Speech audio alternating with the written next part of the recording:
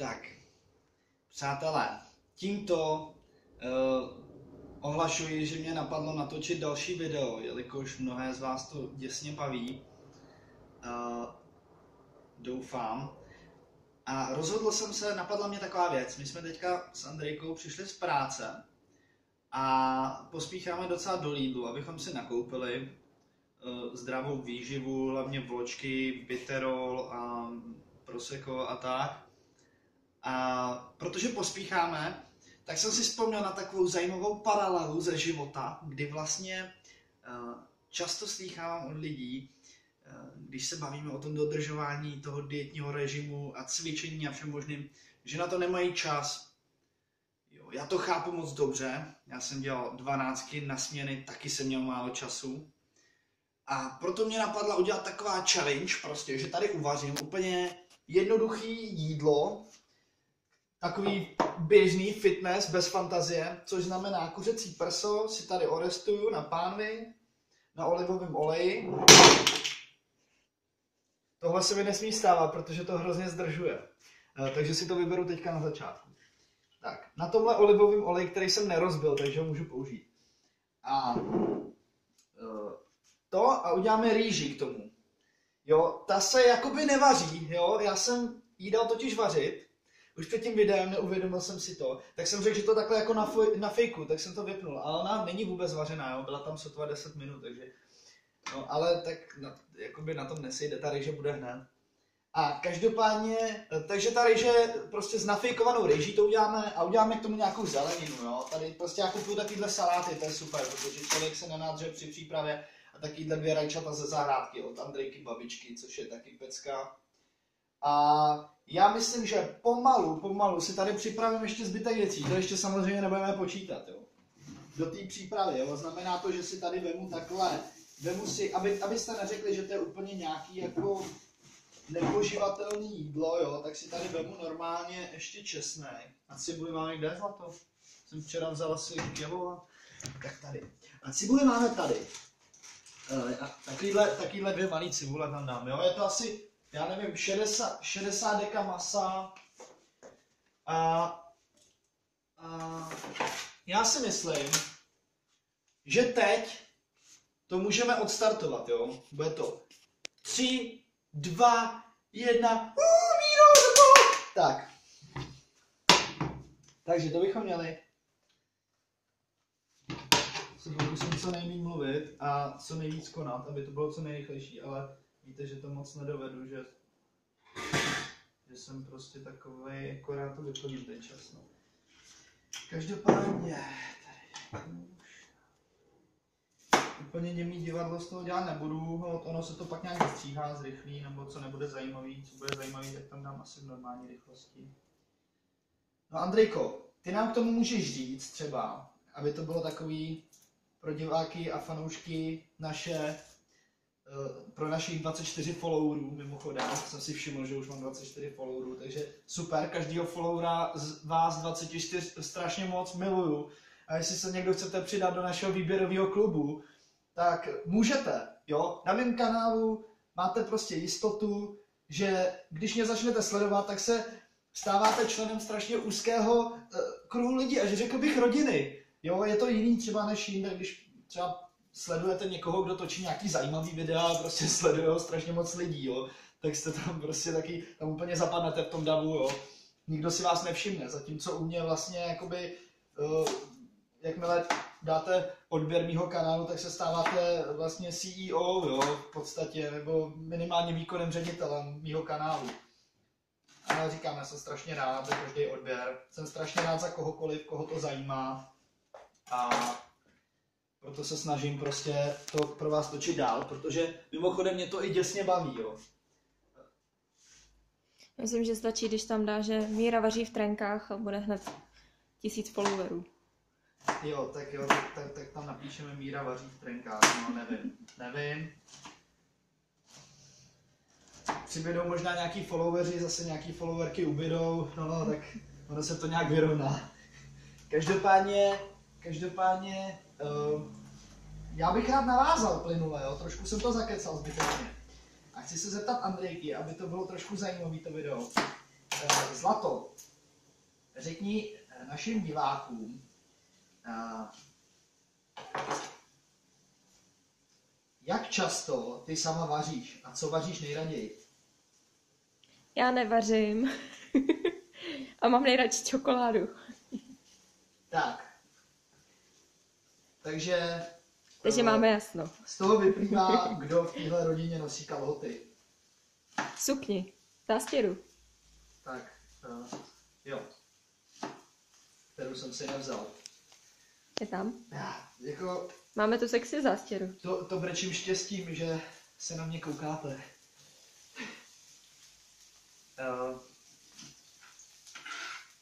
Tak, já si...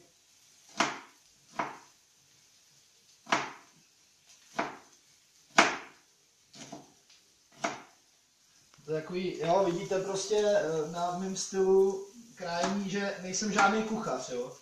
Takže potom na konci, jestliže ten čas bude vypadat aspoň trošku nějak normálně, jo, tak všichni víme, že to stihneme minimálně tak rychle, jo.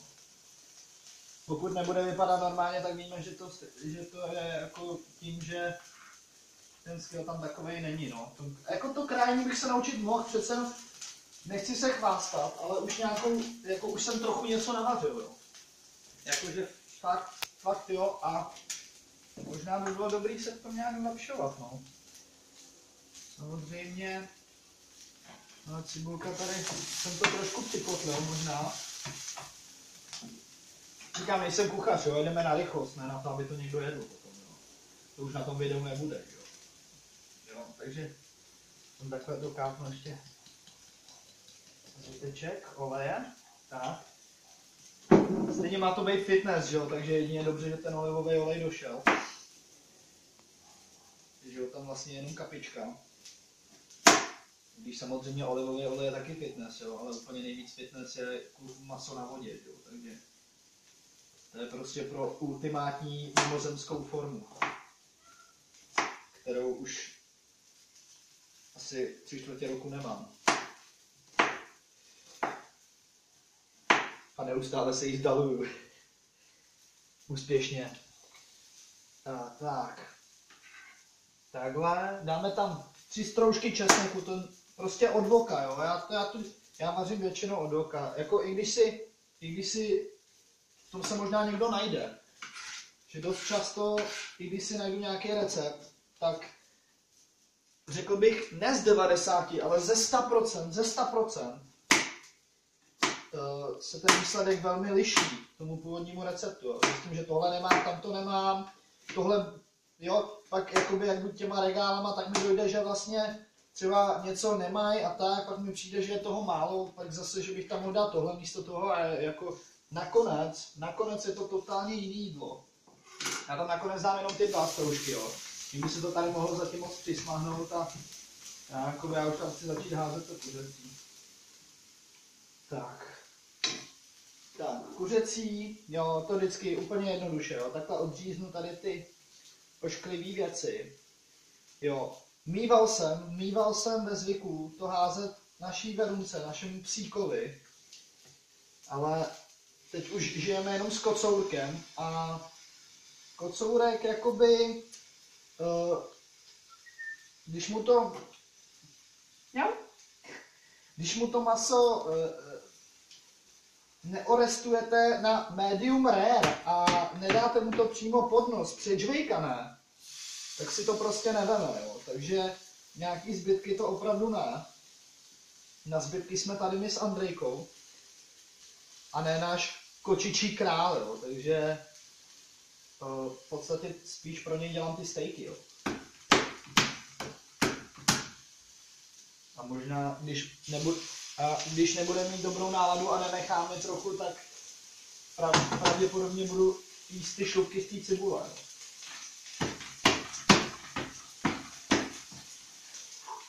Wow. Musím říct ještě tak mimo děk, jenom se to vždycky tak dostávám při tu kameru. Ale podívejte, jo, je to krásné. Ještě, když tam máme takovýhle detail, chvilku ho podrž, broučku. Chvilku ten detail podrž. A jenom takhle pro naše fanoušky, jo, takhle na efekt prostě, aby bylo vidět, co s tím vytváříme. Tady máme zbyteček pepře. Jo, jen takhle sůl, pepř, úplně v pohodě. To mám nejradši. Jenom takhle na klídek. Člověk cítí chuť toho masa, navíc je to kvalitní, že jo. Z těch sůl, pepř na tom není co zkazit. Ty grilovací koření nejsem úplně zastáncem, ale to spíš říkám jenom proto, abych tam něco říkal v tom videu, jo. Jinak opravdu se nebráním ničemu. A já spouštím rýži, jo. Myslím, že už můžeme zcela bez výčitek. Ne, počkat, tak rýže už je hotovo. Rýži jsme spustili, Tak. A já tady pomalu takhle přihodím další a další kousky. Už se nám to, budeme to muset dělat na dvakrát, což nám přípravu o něco prodlouží. A už nám přišel král zkontrolovat, kdy to bude. Už má asi hlad, už nám to trvá dlouho. To jsou nejlepší stopky, jo. Náš kocourek. Už ta příprava. Přišel nám říct, že tohle, to není challenge. To je prostě zývačka, jo. Už mu vytrávilo. Tak, já si jenom popláchnu ručku. Stejně si zase tu špiním, ale to nevadí. Přece mám chvilku. Tak, teď jakoby není moc co vymýšlet, jo.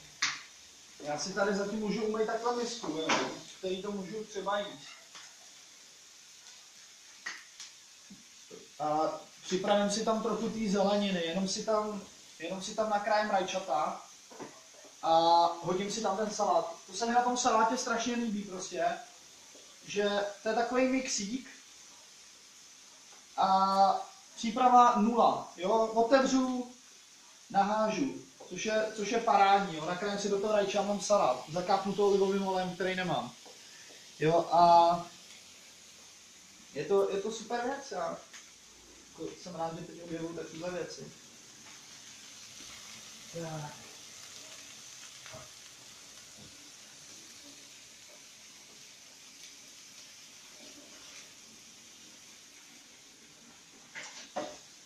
Tak sám jsem zvědavý, jak dlouho nám to potrvá teda. Jo.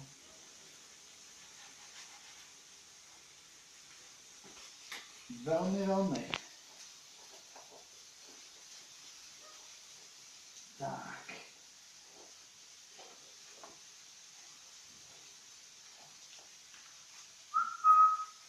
Tak tohle máme na potom. Tady ten bordel, to se, ale jo, jako já to takhle hodím tady. A myslím si, že úplně v klidu bychom pomalu si mohli i otočit masíčko, zlehka. Jo, mrkněte, tady, mrknem zlato. Jo, že už jak to vypadá. Jo, nemám to úplně na prudko. Teď možná z té druhé strany to zesílím, jo, já jsem to předtím nechtěl kvůli té cibuli. Ale už to budeme sundavat, teď to vememe z prudka tu druhou stranu i s tou cibulí a sundáme to všechno, hodíme tam druhou várku. Takže já si to takhle okotlím. Zatím tady sklidím tady ten bordel.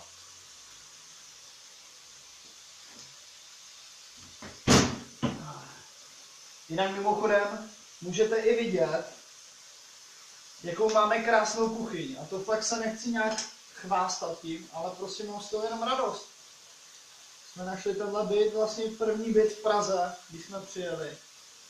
A byl úplně úžasný a nikam jinam jsme nešli. Prostě jsme si ho vzali hned, aby nám ho někdo nesebral, protože byl prostě nádherný. A o tom to je, prostě žít hned v hezkém bytě, v hezkém prostředí prostě a nepřemýšlet, co bude za 10-15 let. Protože když budete žít pozitivně okamžikem, tak za 15 let to bude ještě pozitivnější a supervější, ale hlavně to bude super pořád. Nebude to super za 15 let.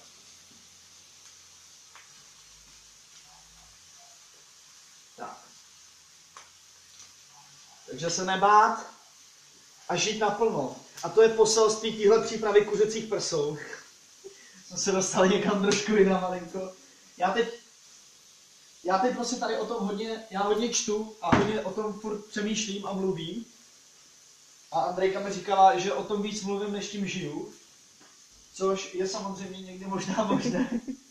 Ale snažím se s tím neotravovat každýho, otravuji s tím jenom ty, co miluju, takže hlavně jí. A vás toho tedy se budu snažit zprostit, i když jsem to teďka porušil před minutou. Tak, jo, já jsem si uklidil vlastně to prkínko, ale já se vlastně ošpoutnu. Tak to není od toho masa, já si na tom připravím teď tu zeleninku hezky. A myslím si, že pomalu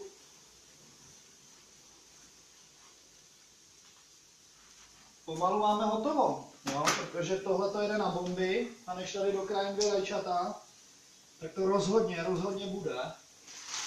Já tady vemu takhle, jo, teď si dívejte, takhle zeleniny, jo. I víc, ještě trochu, takhle tu hrst a něco, jo, takhle zeleniny, jo. Půl odměrky rýže k tomu dám, to je cca 60 gramů. Teď už je docela i pozdě večer, takže by se to dalo i bez rýže, jo, jako bylo by to ideální v dietním režimu třeba. Jo, je nějakých kolik je, 5:30, no to už můžete bez rýže, jo.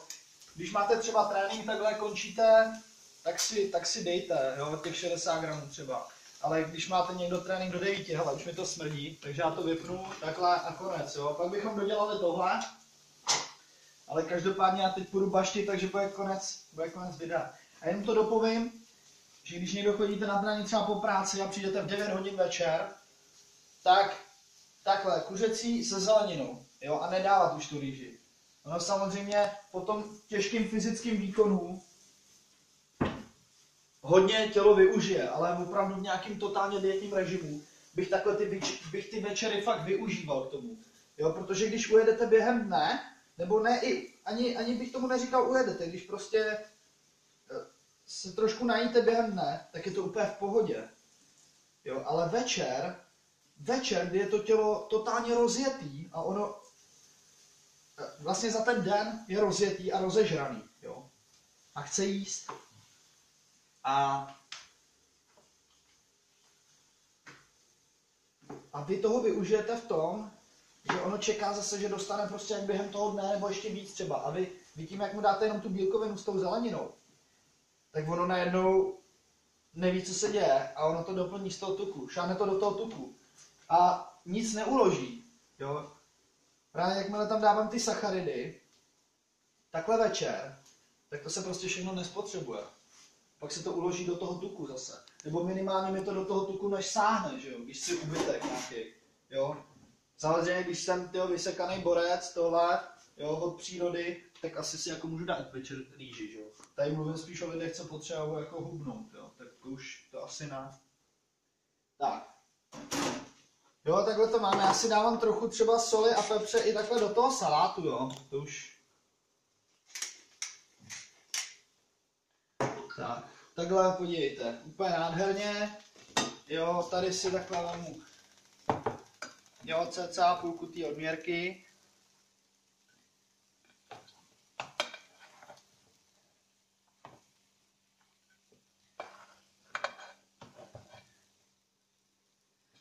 Tak.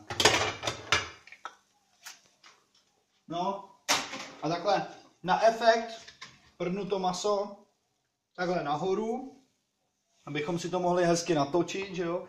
Viděli tam i tu zeleninu a všechno. Jo, takhle peckově to vypadá. No a nevím, kolik máme hodin, já tam pak hodím nějaký hodiny do toho videa. Jak je dlouhý to video za to? Skoro 20 minut. Skoro 20 minut. Nějaký kecání na začátku, myslím, že za 15 minut jsme měli hotovo. A dejme tomu, tady teď je 5 minut, jo? Tak dejme tomu 20 minut a máme si myslím, i na 2 dny. Jo, tím, že já jim velký porce. Tady to mám na zítra ještě. Myslím si, že když dáte kilo masa, tak o kolik se vám to prodlouží. Přátelé, řekněte upřímně, sáhněte si do svědomí a do srdíčka. Ne, super, myslím, že jsme to chtěli docela rychle, že se dá takhle uvařit. Jasně, jsou složitější jídla, delší jídla. Ale tady to prostě taková ukázka. Chtěl jsem si dát takovou večerní challenge, předjíst do Lidlu, tak jsem to využil k tomu, abych vám natočil tohle video. Jsem strašně rád za každého, kdo se na něj kouknul. Doufám, že vám to něco dalo, že vás to bavilo, že jste se u toho nenudili a že se budete koukat i na další videa, protože to budu točit dál. Budu to točit dál, protože mě to prostě baví. Tak to dělám. a tím, že mě to baví, tak to dělám nejlíp, co dovedu. Nebo snažím se o to. Tak doufám, že to tak je a že jste dostatečně pobavení a já už nebudu dál mít, protože Andrejku bolí ruka. Takže čus příště. Bye!